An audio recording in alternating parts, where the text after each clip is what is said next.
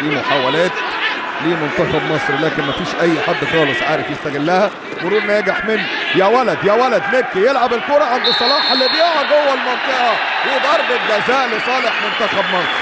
خير بداية لمحمد صلاح ومكي يحط ثرو باص بينية لكن في إعاقة كانت لصالح بيكاسو اللي بياخد ركلة جزاء لمنتخب مصر وركلة الجزاء على إدوين وافولا. إدوين وافولا لاعب اف سي ليوبارد وركلة جزاء لصالح المنتخب المصري.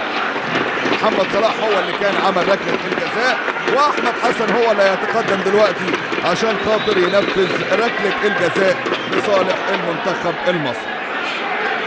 ركلة جزاء اهو قدامنا تلقب من حارس المرمى اللي واقف كده مكابي حارس المرمى وضربة جزاء دلوقتي هتتلعب لمنتخب مصر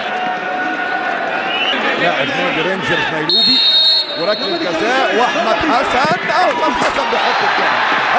حسن بيحط الثاني للمنتخب المصري وبالتاكيد علامه الشهداء لاحمد حسن لن ننساكم واحمد حسن يسجل الثاني للمنتخب المصري من ركله جزاء وانذار كان على اللاعب ادوين مواورا اللي بينال انذار واحمد حسن بيتقدم وبيسجل الثاني 2 مصر لا شيء منتخب كينيا. هي دي الكوره وهي دي الاعاده وضربه الجزاء اللي كانت لصالح بيكاسو على ادوين وافولا لكن يركنها كويس جدا احمد حسن في مرمى مكابي ويبقى الهدف الثاني للمنتخب المصري.